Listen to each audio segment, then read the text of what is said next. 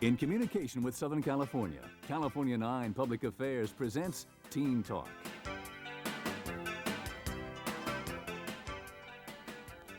Big Brothers begins its information pamphlet by saying, quote, "Childhood should be a time for smiles and laughter, for dreams and schemes, for carefree abandon and joy. Yet in today's world, childhood is lost to the pressures of our changing society and everyday lives. The result is a growing number of children without an adult male in their lives." End quote. Good morning, everyone. I'm Joseph Feinstein, and today on Teen Talk, we've invited a group of teens who are sharing a part of their lives with an adult male who they call their big brother. Welcome, panel. Welcome to Teen Talk. Let's start out with our adults this morning and find out what it is that made you want to become a big brother in the first place. Glenn, what was there? Well, I think my reasons were twofold. The main reason being, while I was in school and in college, I was used to working at a summer camp during the summers and being around children, and it was something that I really liked. I did that for about 4 or 5 years. So when I left school, it was something I missed in the summers and actually all year round being around kids. So that was one reason I got involved with the Big Brother program. The other reason was I was actually a little brother in the Big Brother program when I was growing up. Oh, so you had some involvement with this yourself. Right. When I was 10 years old, my mother brought me in and said, "Let's get you a big brother." And so you had one. And this is your little brother? Yeah, this is my little brother, Jeff. Hi, Jeff. Nice to see you.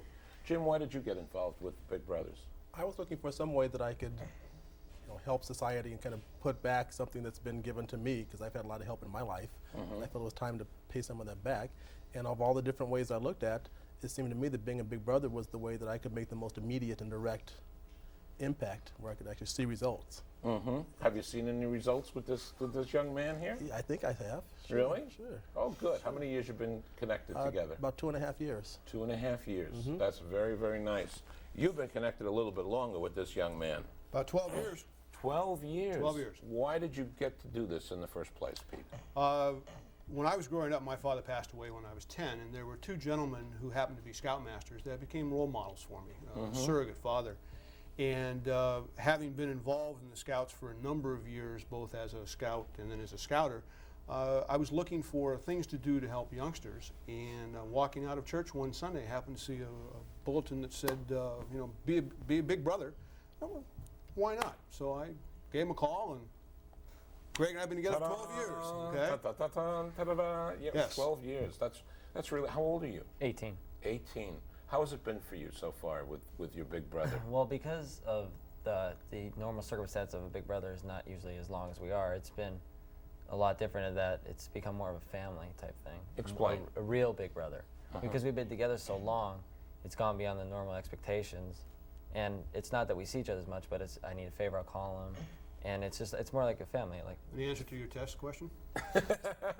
And maybe if he needs a favor, he calls you too. Oh, I have. Yeah, I have. You're married. You have 3 children of That's your correct. own.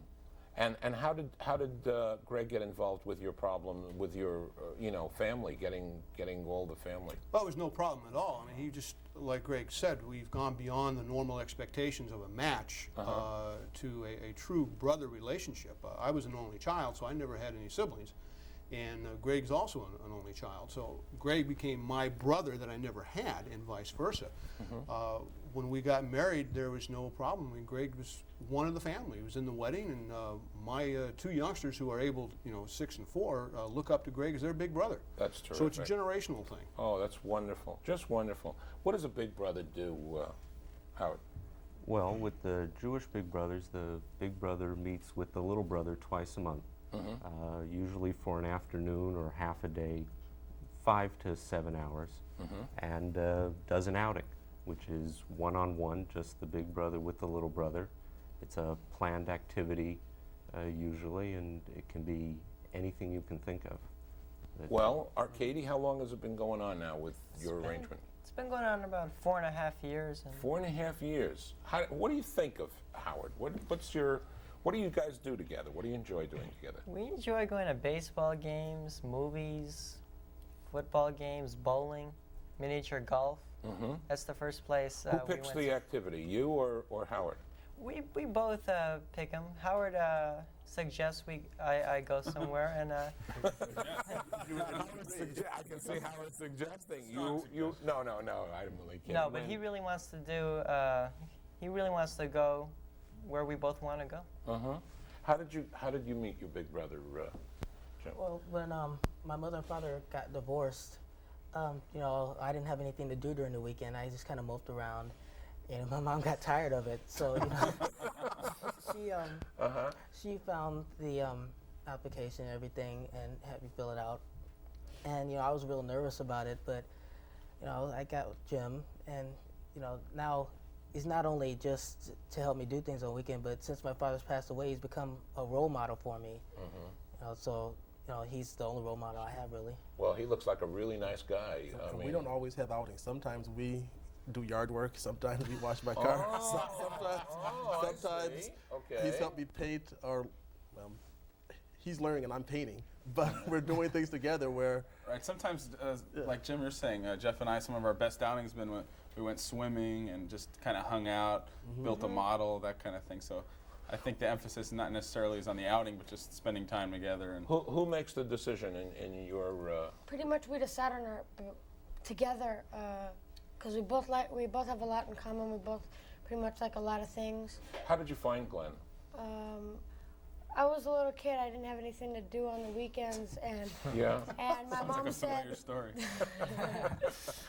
And my mom said, since I only see my dad about 2 to 3 months out of a year, that I should get a guy who would be like my dad and take me to guy things. That's what my mom said. We do guy things. I know. And then we went to Jewish Big Brothers, and about a year and a half, 2 years after, I got Glenn. Right. Well, we have to get to a commercial. You got Glenn, I got a commercial. Growing up in Los Angeles is tough, but it's even tougher without a father to help guide the way. When we come back, I want to find out how Big Brothers has helped change the course of these teens' lives. Stay there. We're going to be right back.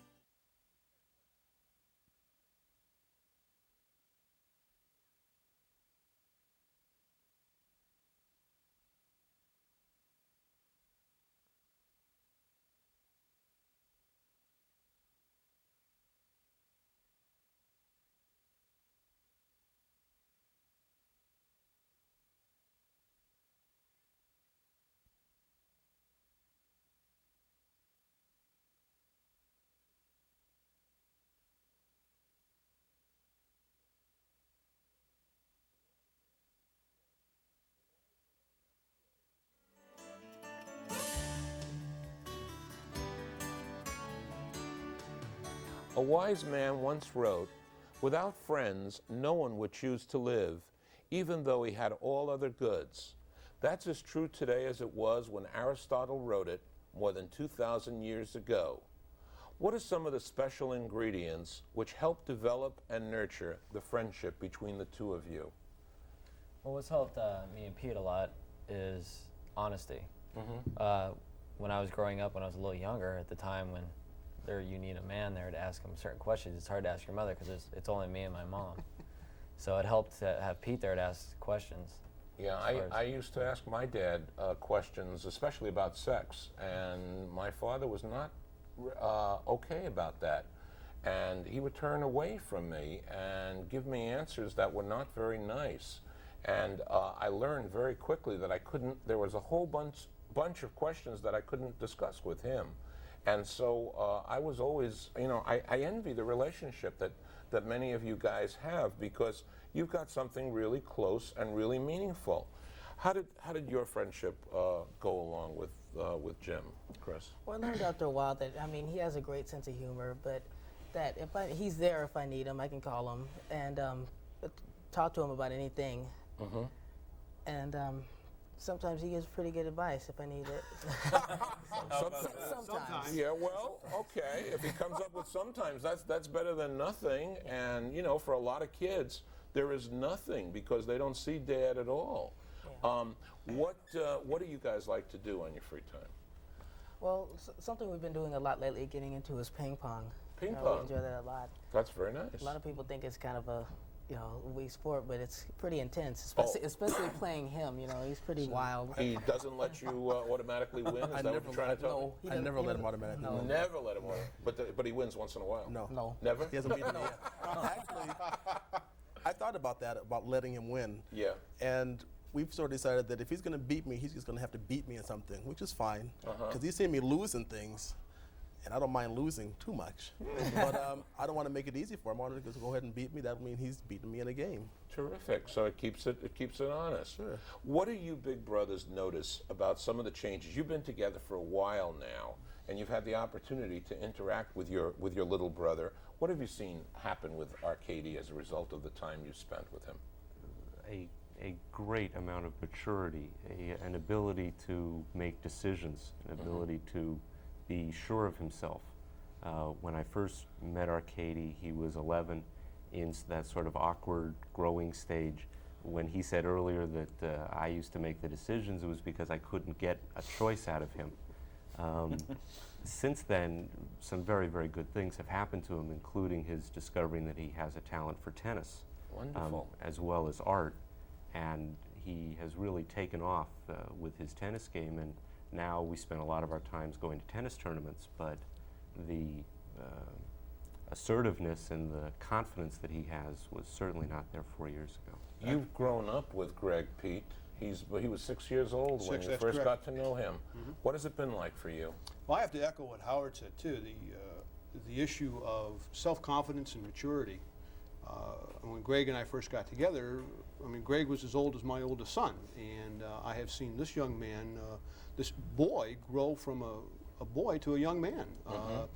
A great deal of self-confidence, the ability to make decisions, the ability to rationalize the cause and effect of his decisions.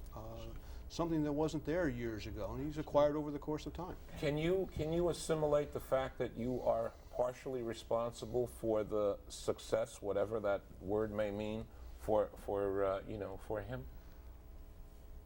I don't think it's necessarily any contributions that I've made. I have to compliment Greg, first of all, and I have to compliment his mother, Cindy. The two of them have done a magnificent job with each other. I've been there to support and to help. Cindy and I have had many conversations about a number of issues concerning Greg's development, and Greg and I have had a number of conversations as well. But no, I'm not the one to be complimented. It's Greg and his mother, Cindy. I think that's wonderful. Yeah. Go ahead, Glenn. I think that from a big brother perspective, at least from my perspective, something that probably all of us would share, and I hate to speak for everyone, is that our little brothers give us a chance, again, to keep life a little bit in perspective, to keep, teenagers tend to be very honest, and, being in the business world all day kind of gets a little cutthroat, and we remember, what life's really about. And I think we might do a lot for our little brothers, but our little brothers do a lot in keeping those things in perspective. Yeah, I was going to ask you about, is this a reciprocal trade, or are you getting as much as you give? And I'm getting the feeling that all of you are getting more than what you're giving. I think that being altruistic is nice, but if we weren't getting a heck of a lot out of this relationship, if I wasn't, or if any of us weren't, that Probably not. we probably wouldn't be in it. It's just, there's a lot. What of are you difference. getting from meeting with Chris each time, Jim? Well, I enjoy having fun with them. We go out and do things that sometimes, if I want to go to some water slide or something alone, people might think I'm weird if I go by myself, but if I go with Chris, then it's okay. They either think he's my son or my little brother or whatever. So Scapegoat. No, that's a good point. That's exactly the and perspective. I like a lot of those childish kind of things. To me, they're fun. I have a big kid in me that Chris and I have fun together. Well, around here, Disneyland is a very important word, considering who owns this station. What about for you? What do you get more than you give, or do you give more than you get?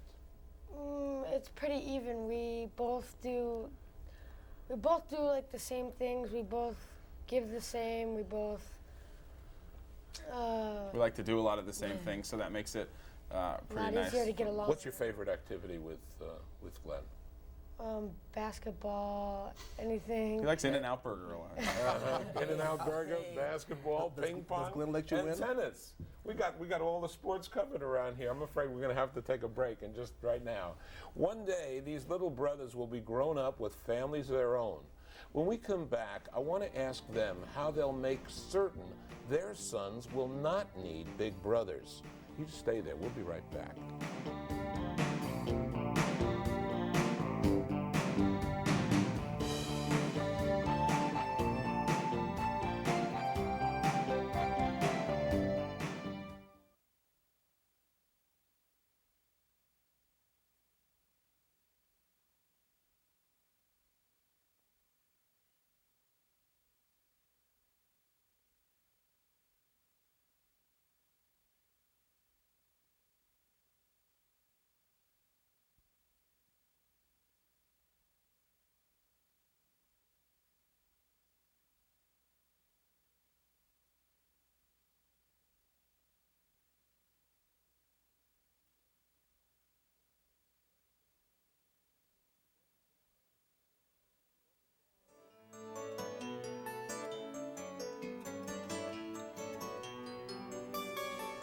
Welcome back. You know the reason big brothers are around is because the fathers are not. What are you little brothers planning to do so that your sons will not need a big brother? Arcady? Well, I think that Howard has been an excellent role model for me, and what I would like to do is I would like to be more like Howard in a way that he helps the Jewish Federation out. He becomes a big brother.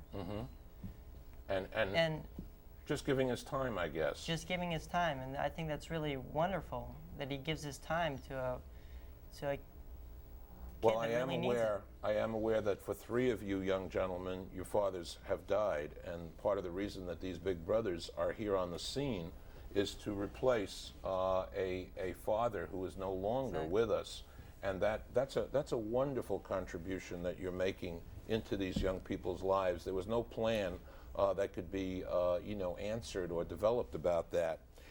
In my relationships, one of the things, the key points of everything that I talk about as a psychotherapist, as a teacher, as a friend, and as a father too, has been to raise self-esteem among my students, my children, the people that I come in contact with.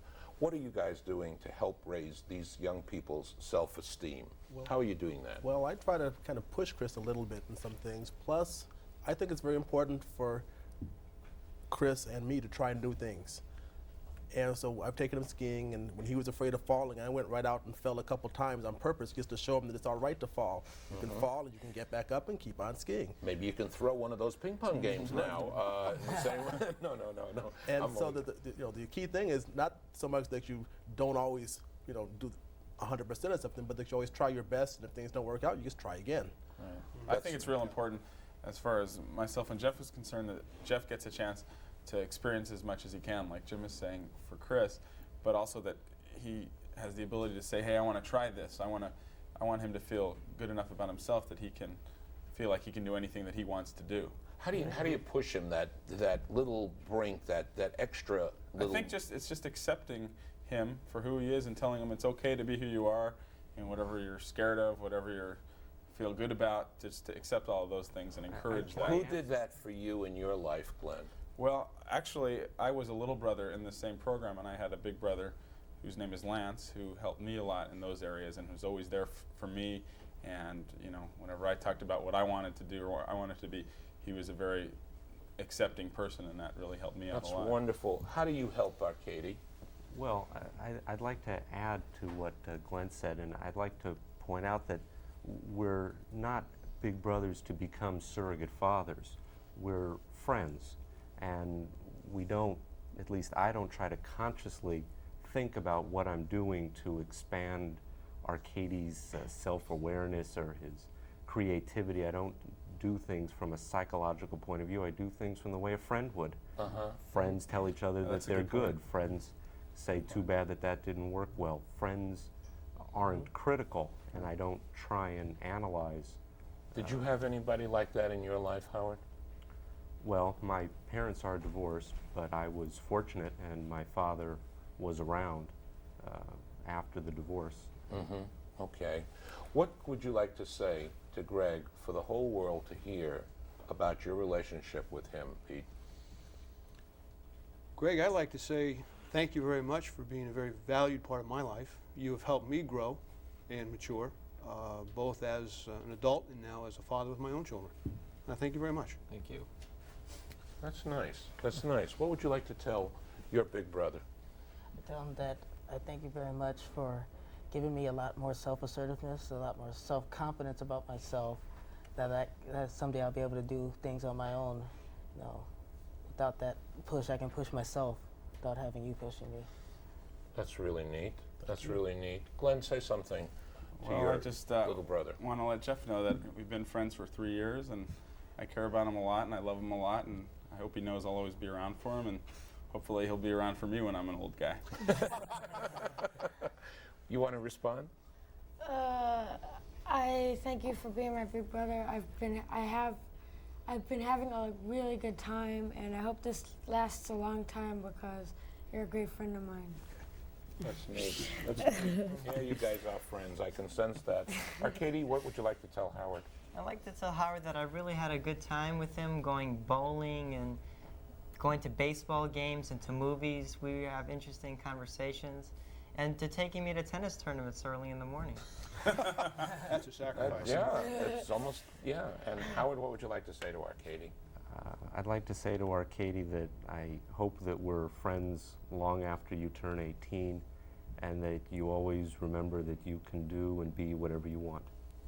Beautiful, beautiful. Thank We'll be back with some final thoughts in just a moment.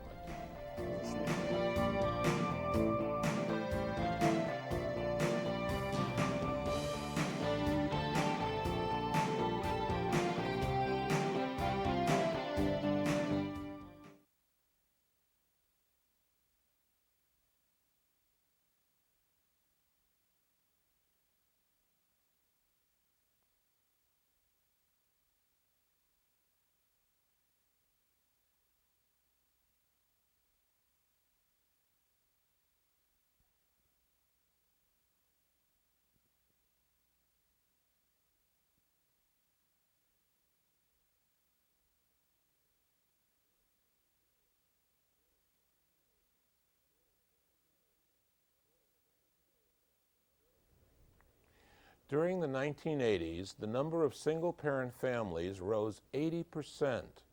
At Big Brothers of Los Angeles right now, over 300 boys are in need of a big brother. Adult males over 18 can make a difference. One man, one child, making a difference, making a friend. For more information, you want to call Big Brothers of Los Angeles at 213-258-3333 or Jewish Big Brothers at 213-852-1234 or Catholic Big Brothers at 213-250-7436. For Teen Talk, this is Joseph Feinstein saying you'll never rise any higher than when you bend to help a child. Take care.